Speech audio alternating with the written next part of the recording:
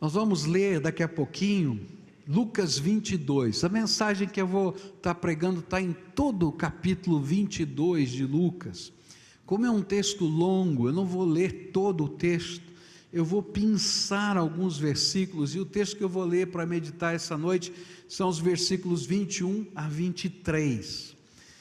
Nesse texto de Lucas 22, Jesus vai instituir a ceia do Senhor. Ele vai aproveitar uma festa judaica chamada Páscoa, a Páscoa dos judeus, que celebra a libertação do povo judeu, não é, do Egito. Mas eu esqueci de uma coisa aqui, nós estamos recebendo hoje a visita do pastor Paulo, não é, e da sua esposa. Onde é que eles estão? Lá de Londres? Estão aqui? Onde é que estão eles? Dá um aceno, estão ali, olha lá, estão lá, não é? Sejam bem-vindos, viu? Esse povo eu precisava citar, porque esse é aquele pessoal daquela igreja que nos ajudou a comprar o remédio da Cleusa, e eles estão aqui, e se não me engano, uma das vezes você que trouxe o remédio para cá, não foi? Não é isso? Vamos dar uma salva de palmas para eles lá, que nos ajudaram muito. Muito obrigado, viu? Desculpa, viu, de não ter apresentado antes. Bom, vamos voltar, que agora eu fiz o meu parente, já fiz a minha bagunça toda aqui. Hoje eu vou levar bronca quando chegar em casa. Se você fez uma bagunça no culto, pode ter certeza que eu vou ouvir, né? Mas olha, gente, ele pegou aquela cerimônia da Páscoa judaica e ele aproveitou, celebrou essa cerimônia com os seus discípulos e tomou parte dessa cerimônia para instituir aquilo que a gente vai celebrar hoje, que é a ceia do Senhor. E nesse texto, onde Jesus vai instituir a ceia, a gente viu que Jesus deixou uma série de mensagens. Hoje de manhã a gente aprendeu sobre a primeira mensagem, que é a mensagem do preparo. E nós vimos que em 6 versículos, ele fala 4 vezes da necessidade de preparo. E a gente então estudou sobre essa necessidade de preparo, o que significa o preparo para a ceia do Senhor na nossa vida espiritual. Mas há uma outra mensagem que eu quero destacar agora à noite. Existem outras mensagens, eu estou só pensando algumas. A outra mensagem que eu quero destacar é que durante a ceia, Jesus revelou o coração dos seus discípulos. E essa é uma coisa interessante que acontece quando a gente celebra a ceia do Senhor. Esse pão é pão comum, não é milagroso. O que a gente vai beber é suco de uva, né? É suco de uva que a gente compra aí no mercado, tá? Não é milagroso. Quando a gente ora, eles não se transformam no verdadeiro corpo ou no verdadeiro sangue de Jesus. Por quê? Porque é um símbolo de fé. Jesus estava vivo na mesa, ele pegou o pão, partiu e disse: isso aqui é meu corpo, mas o corpo dele estava lá, isso era um símbolo, tá? Isso aqui é meu sangue, mas o sangue dele estava correndo nas veias, ele estava vivo, isso aqui é um símbolo de fé. E quando a gente celebra com esses símbolos de fé, alguma coisa tremenda de Deus acontece, porque a presença de Jesus não está nos elementos. A presença de Jesus está no meio do povo de Deus que está aqui. Jesus está aqui nesse lugar. E Ele começa a passear no nosso meio. E Ele começa a falar ao nosso coração. E nesse tempo de introspecção, de reflexão, como a gente estudou hoje de manhã, a gente vai ouvir o que Deus está vendo no nosso coração. E a gente vai perceber que Jesus vai tomar 3 situações que estavam acontecendo naquele instante, naquela celebração, para revelar o coração das pessoas. E muito provavelmente, hoje, Deus vai usar alguma coisa, alguma situação, alguma palavra, alguma música, algum olhar, alguma cena, e de repente o Espírito de Deus vai revelar para você o que Deus está vendo no seu coração. Porque essa é uma das mensagens da ceia. Deus não está olhando apenas para os rituais, Jesus não está olhando apenas para os rituais, Ele está olhando para o seu coração. E Ele está prestando atenção no meu e no seu coração. Então, qual é a mensagem que Jesus quer nos falar a respeito do nosso próprio coração? Vamos ver aqui os exemplos que Jesus colocou aqui nesse texto. Versículos 21, 22 e 23 do capítulo 22 do livro de Lucas, tá? Então lá, pessoal da comunicação, se pudesse colocar isso para mim, no ponto 6,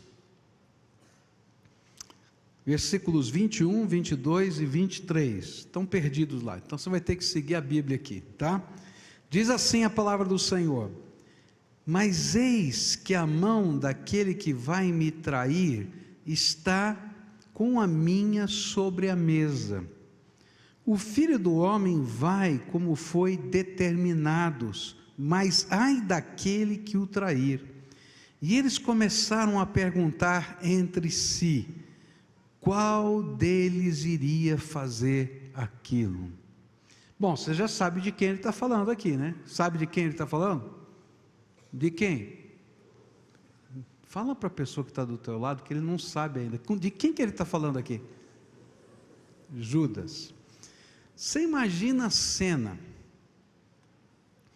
Eles estão num jantar, celebração da Páscoa. Jesus está explicando para os seus discípulos que essa ia ser a última vez que ele estaria com eles, que ele nunca mais beberia do suco dessa vide, da videira, até que ele voltasse de novo, que ele nunca mais comeria desse pão. Ele acabou de falar essas coisas no texto, se você acompanhar, você vai ver que está nessa sequência. E aí eles estão lá comendo, não estão entendendo muito bem. Se você ler o Evangelho de João, tá?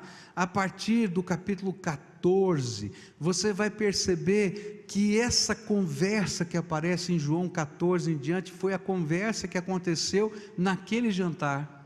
Então, João anotou lá a conversa, o que Jesus ensinou, ele está ensinando isso, mas no meio dessa conversa toda ele diz assim: olha, mas tem um problema, tem uma pessoa que está aqui comigo, que está colocando a mão no pão junto comigo, que está bebendo desse cálice junto comigo, que está comendo aqui comigo, mas que vai me trair essa noite. E se você ler o Evangelho, você vai perceber que nos versículos anteriores, a Bíblia nos fala dos acordos que Judas tinha firmado para entregar Jesus, o lugar, a hora, de que jeito, estava tudo armado. E com certeza esse era um segredo de Estado, porque Judas era um informante infiltrado dentro do colegiado apostólico para prender Jesus, na hora certa, no lugar certo, num lugar reservado, para que não houvesse tumulto. Eles já queriam prender Jesus há muito tempo, mas o grande problema é que se prendessem Jesus no meio da multidão, eles tinham medo de uma revolta popular, porque Jesus estava fazendo milagres. E então eles combinaram com Judas: Judas, não vão pagar as 30 moedas de prata para você, que era um dinheiro razoável, tá? E eles colocaram ali na mão de Judas, para ele levar a tropa que iria prender Jesus num lugar reservado, quando ele estivesse quietinho, para que não houvesse revolta popular. E ele era um infiltrado que estava lá, vendo o que ia acontecer, e Jesus sabia de tudo. E Jesus sabia de tudo, não somente naquela hora. Se você ler o Evangelho de João no capítulo 6, você vai descobrir que Jesus já havia falado para Judas, para tomar cuidado com aquilo que estava no coração dele, porque ele iria traí-lo. E essa era a última oportunidade que Jesus estava dando para Judas. Eu sei que vai parecer esquisito o que eu estou falando, tá? Mas Deus é tão bom, tão bom, tão bom, eu creio nisso, que que se Judas tivesse se arrependido, confessado os seus pecados, ele ia ser colhido por Jesus naquela hora. Eu sei que Jesus ia para a cruz do mesmo jeito, tá? Mas Jesus não falou essas coisas para que não houvesse oportunidade, mas ao contrário, para dar oportunidade para Judas. E ele disse: tem alguém aqui que está botando a mão comigo no prato, que está comendo da minha comida, né? E gente, é literal esse botar a mão no prato, porque naquele tempo se comia com a mão, e a gente colocava a mão, pegava, não sei se você já viu alguma família árabe comendo, né? É assim, dessas regiões, tem um prato grande em cima, você mete a mão ali, tira um pouco da comida para você comer, e vai comendo com a mão. E ele está dizendo isso, ó, aquele que está botando a mão comigo aqui, está comendo da minha comida. E aí começa um olhando para o outro, dizendo: o que está acontecendo? Quem? Sou eu, Senhor. Sou eu, Senhor. Bom, nessa estrutura, todo mundo perguntando: sou eu, Senhor? Se Judas também não perguntasse, ia ficar na cara. E ele, com a maior cara de pau, diz assim: sou eu, Senhor. Eu imagino, bom, eu não sei. Jesus é Jesus, né? Eu estou pensando com cabeça de italiano, porque se perguntasse se sou eu, Senhor, naquela hora o sangue italiano ia subir, né? E dizer: claro que é você, ô cara de pau. Não é verdade? Porque ele sabia de todas as coisas. Mas nessa história que é verdade, que aconteceu, tem algumas coisas que a gente precisa pensar um pouquinho para a gente. Cada vez que a gente celebra a ceia do Senhor, Deus nos dá uma oportunidade, e Ele nos convida a quebrar qualquer acordo que tenhamos feito com o inimigo. Porque às vezes, queridos, a gente vai vivendo a vida cristã, e está no meio do colegiado dos servos de Deus, e se assenta à mesa do Senhor, como essa aqui da ceia, e lá fora está fazendo acordos com o inimigo. E os acordos com o inimigo são muito sutis. E quando a gente vê, a gente está envolvido. Eu, quando começo a ver esses noticiários, né, sobre a Operação Lava Jato, sobre essa coisa tão sórdida que está acontecendo aí, que faz muito tempo que tem acontecido no Brasil, mas que hoje está vindo à tona, e eu escuto aquelas pessoas falarem, fica um negócio tão estranho, né? Gente que não precisa, gente, bilionários, fazendo acordos sórdidos. Não, porque esse é o jeitão, essa é a maneira. Se a gente não fizer essas coisas, não funciona. É assim que funciona. Mas são acordos sórdidos. E não importa quais sejam as razões que nos envolvam nos acordos sórdidos desse tempo, nós estamos metendo a mão na mesa do Senhor, e o Senhor revela para a gente: para com isso, que isso não é coisa minha. Para com isso, porque eu não tenho parte nesse assunto. Não vive desse jeito, porque viver desse jeito é trair os valores da fé que você abraçou em Cristo Jesus.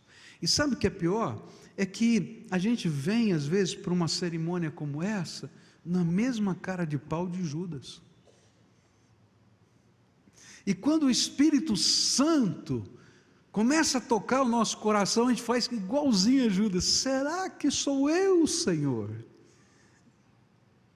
Ele começa a dizer: olha, é você, olha como você está falando aí, olha como você está vivendo, olha o jeitão como o seu testemunho é demonstrado nas portas fechadas da vida.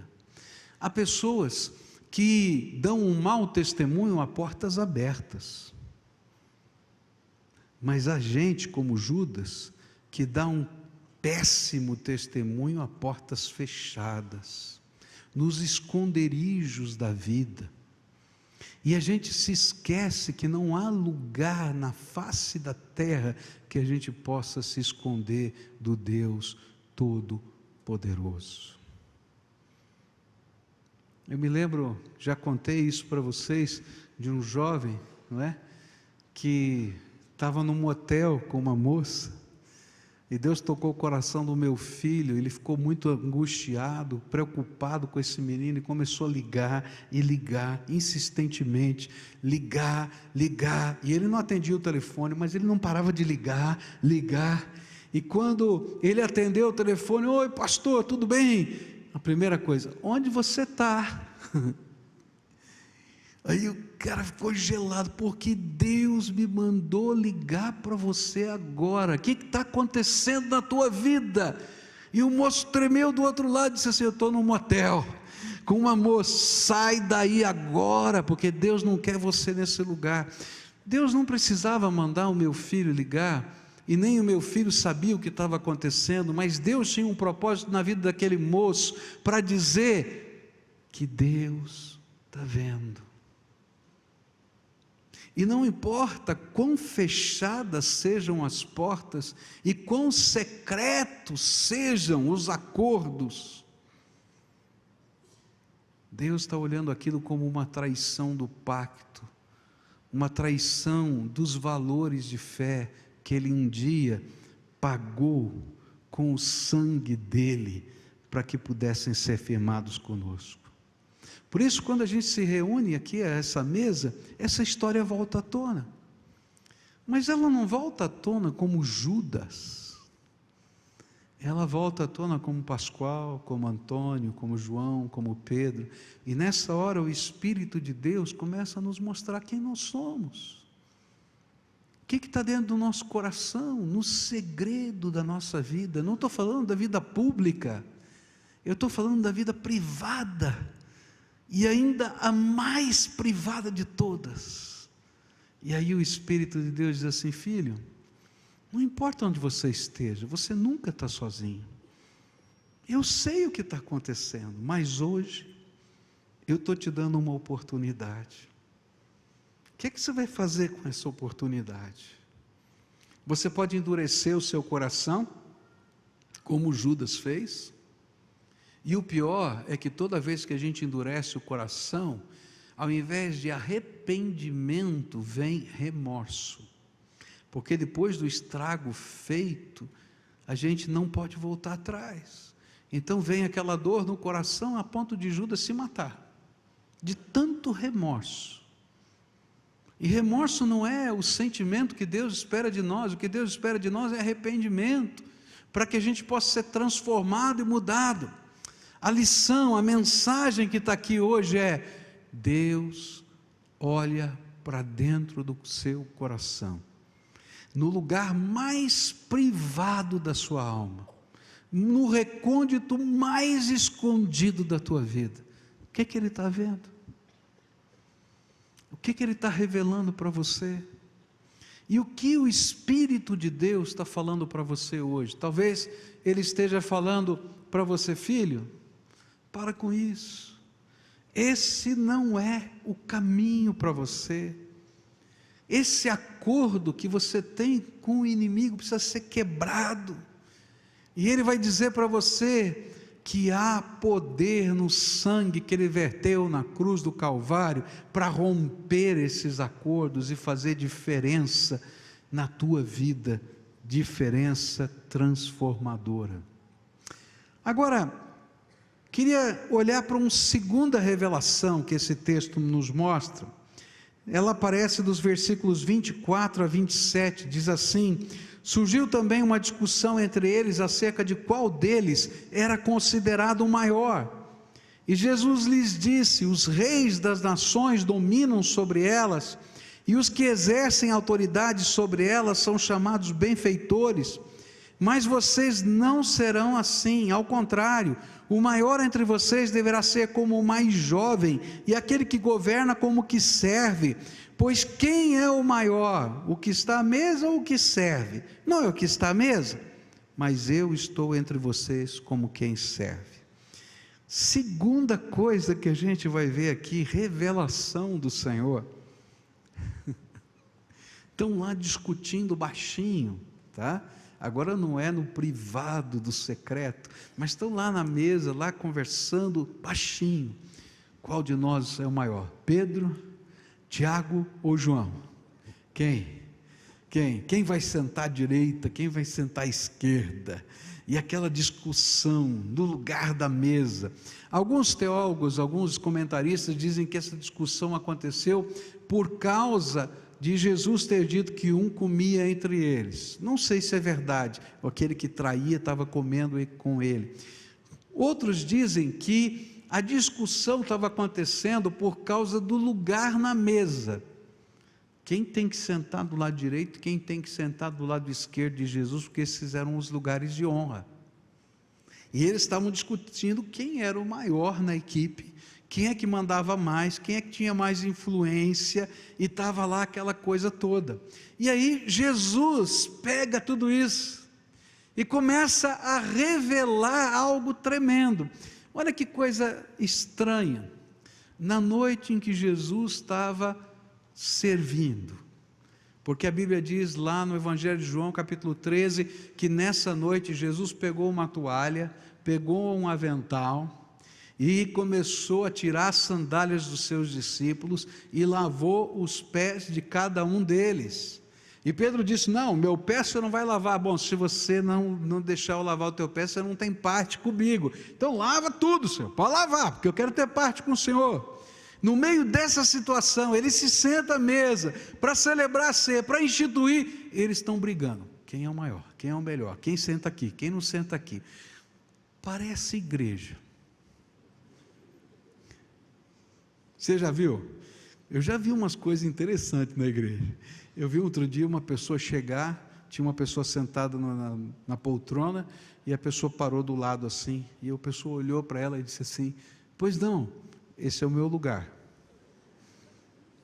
Como? Não, esse é o meu lugar, eu sento aqui todo domingo. Faz favor de mudar de banco.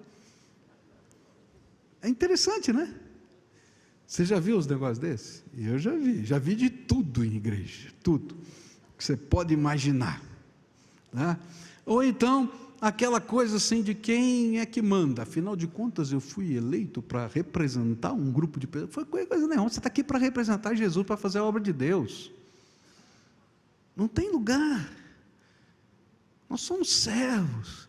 E aí Jesus diz assim: quem é o mais importante? Não é o que senta à mesa? Eu estou aqui sentado na mesa, eu sou o mais importante, mas eu cheguei aqui como servo. E aí Jesus vai revelar como às vezes os aspectos mundanos da filosofia, do jeito de viver nessa terra, estão intermeados no nosso coração. E Jesus queria que eles entendessem que quando a gente serve a Deus, a gente serve com o coração humilde de um escravo, de um servo. E essa não era a primeira vez que isso acontecia no meio deles. Lucas 9, versículos 46 a 48 diz assim: e suscitou-se entre eles uma discussão sobre qual deles seria o maior. Mas Jesus, percebendo o pensamento de seus corações, tomou uma criança, pô-la junto de si e disse-lhes: qualquer que receber essa criança em meu nome, a mim me recebe, e qualquer que me receber a mim, recebe aquele que me enviou, pois aquele que entre vós todos é o menor, esse é grande. Jesus estava ensinando a lei do serviço, a lei do amor. E igreja acontece de tudo, tá? E aí então, às vezes tem banda de música, não é? Banda assim, conjunto, diz assim: bom, aqui só toca sênior. O pessoal não entende que se a gente não pegar o pequenininho e colocar do lado para tocar e aprender, amanhã não tem ninguém para tocar na igreja. E teve muita gente que deixou essa igreja, porque eu disse aqui não tem lugar para tocar só sênior, tem que ter gente ensinando gente, e a gente tem que crescer junto. Está entendendo? Aí os músicos ficam tudo doido comigo, falam assim, qual é o problema? Põe 5 teclados. Eu disse, não dá, pastor, faz confusão. Eu, por mim, ponho 10. Porque, sabe, gente, esse é o espírito que o Senhor está falando. Mas quando a gente fala de serviço, a gente diz assim, afinal de contas, eu sou membro dessa igreja. Quem já trabalhou no estacionamento aqui da igreja? Alguns, né? E alguns já chegam para assim, tem vaga aí para mim no estacionamento? Não, não tem. O senhor sabe que eu sou membro da igreja, sou amigo do pastor Pascoal? Não, mas não tem, está lotado. Fala assim, então eu vou falar, me dá o seu nome que eu vou pedir para ele despedir você. Esquece que é o irmão dele que está lá, voluntário. Não é maluco isso? Era isso que estava acontecendo na ceia. Mas o que Jesus está revelando para a gente? É que quando a gente chega na presença de Deus, não tem grande nem pequeno, rico nem pobre, universitário, doutor, sabe o que tem? Pecadores que carecem da graça de Deus. Só isso. E que a atitude que Deus está esperando dos seus filhos é a mesma atitude que Jesus teve, de ter prazer, de servir e de abençoar. Querido, eu queria desafiar você a um dia trabalhar lá fora, nesse frio, no estacionamento. A um dia estar, quem sabe, na introdução da igreja. A um dia, quem sabe, estar lá na cantina, por sinal, hoje não tem cantina, né? O que aconteceu hoje? Problema no fogão? Puxa vida, hein? Tá bom, mas não tem cantina, tá? Mas você pode trabalhar na cantina. A gente pode fazer tanta coisa simples no reino de Deus. Pode vir servir sopa para os pobres aqui. Nós estamos no inverno aqui, estamos fazendo uma campanha. Todo dia fazemos sopa para os pobres. O que Jesus está ensinando é que a atitude de dono do mundo, de orgulhoso, Deus resiste. A palavra de Deus que Deus diz que Deus resiste ao soberbo, mas Ele exalta o humilde. Quando foi a última vez que você serviu? Abra a tua casa para uma célula, participa na célula, ajuda a fazer, faz alguma coisa para a glória de Deus, como serviço, coisas simples, com a mão. Você não imagina que coisa linda. Eu vou dizer uma coisa, quem é pai e mãe aqui, levanta a mão. Se tem uma coisa que ensina valores do reino de Deus para os seus filhos, é você servir a Deus junto com os seus filhos. Vem um dia trabalhar lá no estacionamento, bota um gorrinho no seu filho e traz ele para ajudar você. Ele nunca mais vai esquecer o dia que ele trabalhou no estacionamento. O dia que você for para a cantina, bota lá a touca, aquela touca é horrível, né? Fala a verdade, né? É coisa feia, mas precisa dela. Põe lá aquela touquinha, entra lá dentro e ajuda. Gente, isso nunca mais sai da cabeça. Vai lá entregar uma cesta básica, vai lá servir. Não tem ensino mais profundo do que fazer a obra de Deus simples com os nossos queridos, porque o Evangelho deixa de ser uma teoria e passa a ser uma ação prática no reino de Deus. Às vezes Jesus está passando no nosso meio e Ele está dizendo assim, orgulhoso, baixa a bola aí, baixa o nariz, teu nariz está empinado demais. Eu sou o Senhor. Vesti a toalha, peguei a toalha, vesti o avental e lavei os pés dos discípulos. E vocês estão brigando para saber quem é o maior? Está entendendo? Terceira e última revelação que Jesus nos mostra aqui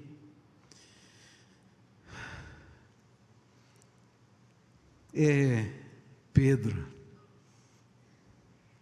E é interessante que nesse texto da palavra de Deus, Jesus vai dizer para Pedro que naquela noite Satanás havia pedido permissão a Deus para peneirar a vida dele. Esse é um negócio complicado, porque você sabe que a Bíblia diz que o maligno não tem poder de nos tocar, porque a gente tem esse selo da graça de Deus. A palavra de Deus é muito forte, fala que Ele levantou à nossa volta, né, uma muralha de fogo.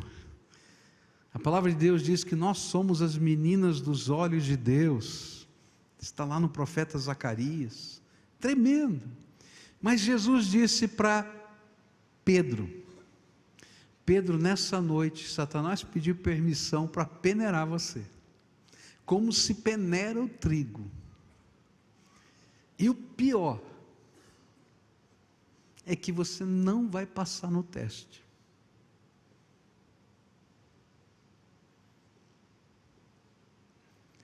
E antes que o galo cante, 3 vezes você vai me negar.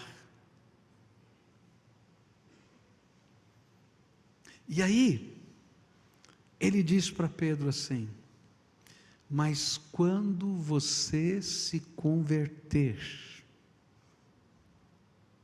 apacenta os meus cordeirinhos. A terceira revelação é que há momentos na nossa vida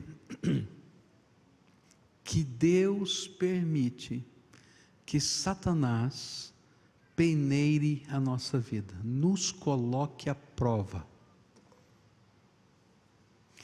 Eu até hoje quero chegar no céu para fazer uma pergunta para Deus. Esse negócio é muito complicado, Deus, por que o Senhor faz isso? Eu ainda não tenho resposta. Mas a Bíblia diz que acontece. Alguns dizem que Ele permite para que a gente possa crescer, assim como alguém que está treinando num esporte e ele precisa repetir aquele exercício várias vezes até que ele consiga ultrapassar essa barreira. Eu digo, tá bom, Senhor, mas é muito esquisito esse negócio, né? Porque quando o treinador faz isso é legal, agora quando o inimigo faz isso é complicado. Mas eu não sei porquê, mas a Bíblia diz que acontece, e que algumas vezes nós somos aprovados, mas algumas vezes nós não somos aprovados. E aqui para mim vem a grande diferença entre Pedro e Judas, porque Jesus olha para Pedro e diz assim: você vai falhar. E olha, se você ler o texto com mais profundidade, você vai ver que Pedro vai dizer: de jeito nenhum, nem que eu morra junto com o Senhor, eu não nego. E sabe, ele estava certo de que isso não aconteceria na vida dele. Tanto é que quando Jesus chegou lá no Getsêmani, e Judas chegou, e deu aquele beijo de traidor, e os soldados entraram em cena, né? Eu fico pensando, a equipe da SWAT chegou lá para prender Jesus, né? Pronto para enfrentar a qualquer turba que acontecesse. Ele vai lá, e Jesus olha para Judas e diz assim: com um beijo você me trai. Se você ler a Bíblia, você vai descobrir que Pedro tinha uma espada. E naquela hora ele olhou para a SWAT e não teve nem dúvida, puxou a espada dele e sentou uma espadada num homem chamado Malco.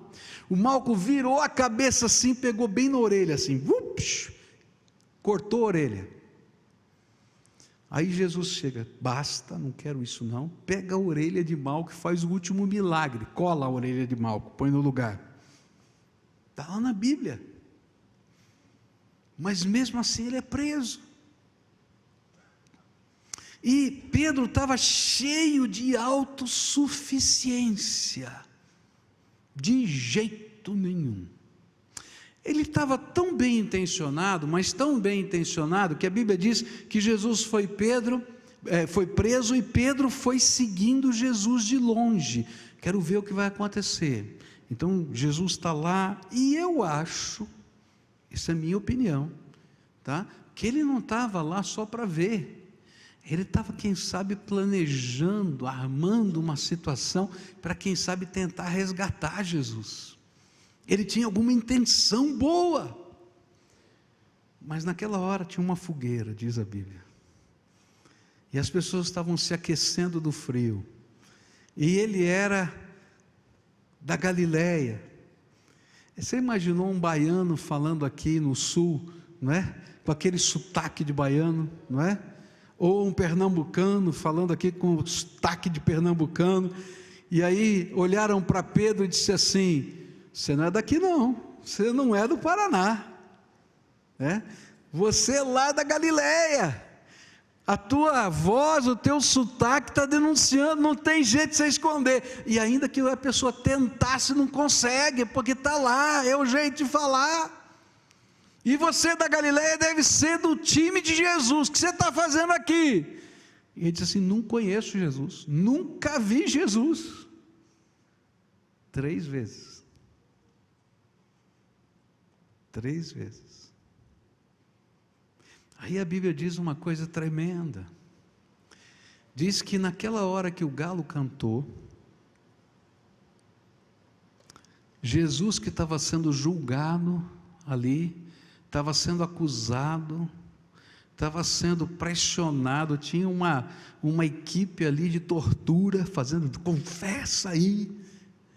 Ele para tudo, ele se desliga da cena daquela sala, e olha pela janela, e adivinha para quem ele olhou pela janela? Para Pedro. E diz a Bíblia que o olhar de Jesus se encontrou com o olhar de Pedro. E quando o olhar de Jesus se encontrou com o olhar de Pedro, Pedro viu Jesus olhando pela janela e o galo cantando. E diz que naquela hora Pedro não aguentou, caiu em choro convulsivo, ele não podia falar mais nada, e ele saiu correndo e fugiu daquele lugar. E eu fico imaginando que naquela hora as palavras de Jesus começaram a bater mais forte no coração dele: Pedro, quando você se converter, apacenta os meus cordeirinhos. E a grande diferença entre Pedro e Judas é que, quando a oportunidade foi dada a Judas, a única coisa que ele pôde dizer é: será que sou eu, Senhor? E continuar do mesmo jeito. E com Pedro, a diferença foi que houve arrependimento, e houve conversão. Tá bom, Senhor, eu fui peneirado e não passei,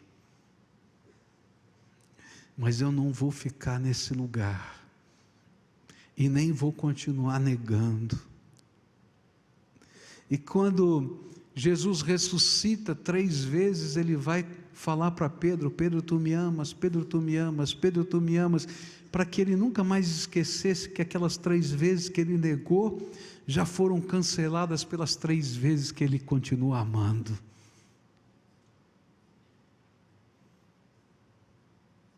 E quando chega o final da sua vida, diz a tradição, não está na Bíblia, que Pedro é condenado à morte para ser crucificado. E diz a tradição, diz a história, que ele diz assim: por favor, eu não tenho o direito de ser crucificado como Jesus foi, porque eu o neguei 3 vezes, então me crucifica de cabeça para baixo. E sabe o que significa isso?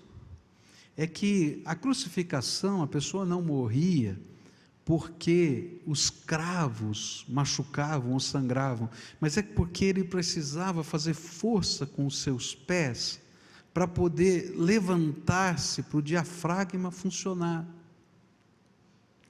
E se você for crucificado de cabeça para baixo, é o contrário, você tem que fazer força com as mãos, e você vai cansar muito mais rápido. Mas mesmo assim ele disse: eu amo o meu Senhor e aprendi a minha lição, e vou servi-lo e honrá-lo com a minha vida e na minha morte. A terceira mensagem que Jesus deixou para a gente é que Alguns, lá no secreto, se escondem, os pecados não são públicos e nunca podem ser tratados, porque traem Jesus e ficam no esconderijo da sua privacidade, e Deus não pode tratar. Ele fala, Ele revela, Ele toca e a gente não responde. Outros estão só servindo Jesus e tentando trazer os valores do mundo para a fé cristã, e não funciona, porque a fé cristã tem que transformar a nossa vida e o mundo, e se ela não é capaz de transformar os valores da tua vida, não vai transformar o mundo que está ao seu redor. Mas a terceira mensagem para mim é a mais tremenda, mais preciosa. Não importa qual a peneira que você está passando, e não importa se você afundou, se você caiu, se você se quebrou, se você está arrebentado, quando o olhar de Jesus entrar e se fixar nos teus olhos, é hora de arrependimento e de conversão. E cada vez que o olhar de Jesus passa por nós, e nós nos arrependemos e damos meia volta, é a graça de Jesus que se manifesta outra vez na nossa fraqueza.